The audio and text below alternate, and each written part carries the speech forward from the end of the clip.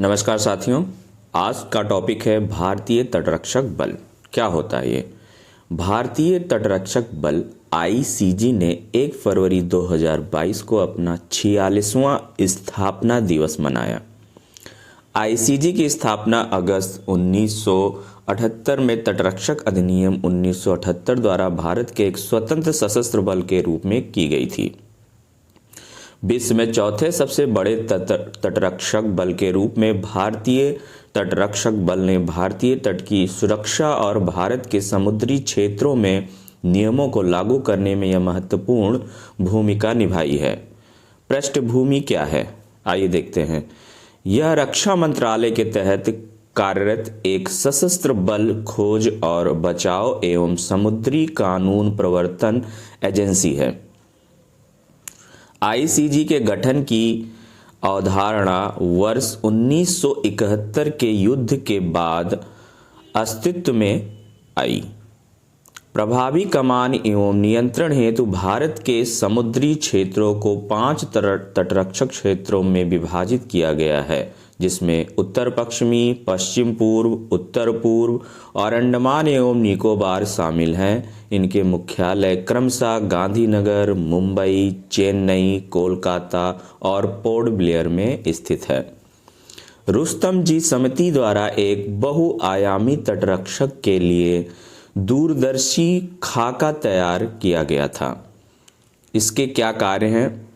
तस्करी को रोकना आईसीजी के प्राथमिक कर्तव्यों में से एक समुद्री मार्गों से तस्करी को रोकना है।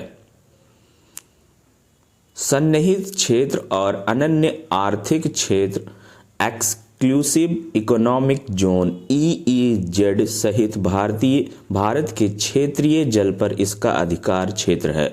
यह भारत के समुद्री क्षेत्रों में समुद्री पर्यावरण संरक्षण के लिए जिम्मेदार है और भारतीय जल क्षेत्रों में तेल रिसाव की प्रतिक्रिया हेतु प्राधिकरण के साथ समन्वय कर रहा है। अगला कार्य है नागरिकों को सहायता। इसने अपने विभिन्न कार्यों के दौरान अब तक लगभग 13,000 नागरिकों को बचाया है। हाल ही में महाराष्ट्र, कर्नाटक और गोवा में बाढ़, चक्रवात एवं अन्य प्राकृतिक आपदाओं के दौरान भी नागरिकों को सहायता प्रदान की। यह एक मजबूत तटीय सुरक्षा तंत्र स्थापित करने के लिए केंद्र और राज्य एजेंसियों के साथ निकट समन्वय में कार्य कर रहा है। समुद्री सुरक्षा यह अंतर्राष्ट्रीय समुद्री अपराधों का मुकाबला करने और अपने अधिकार वाले क्षेत्र के साथ ही हिंद महासागर क्षेत्र में समुद्री सुरक्षा बढ़ाने हेतु तटवर्ती देशों के साथ भी सहयोग करता है।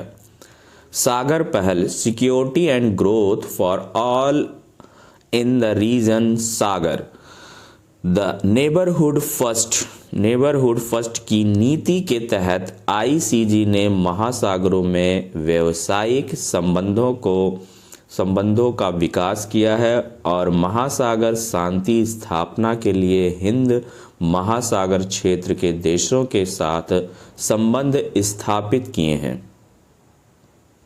आपदा प्रबंधन में भूमिका आईसीजी ने बड़ी पारिस्थितिकी आपदाओं के दौरान सफलतापूर्वक सुरक्षा प्रदान की है और इस क्षेत्र में प्रथम प्रतिक्रियाकर्ता फर्स्ट रिस्पॉन्डर के रूप में उभरा है। उदाहरण के लिए आईसीजी ने हाल ही में श्रीलंका तट पर सागर आरक्षा द्वितीय के रासायनिक वाहक MV एक्सप्रेस पर्ल जहाज पर आग बुझाकर गंभीर पारिस्थितिकी आपदा को सफलतापूर्वक टाल दिया।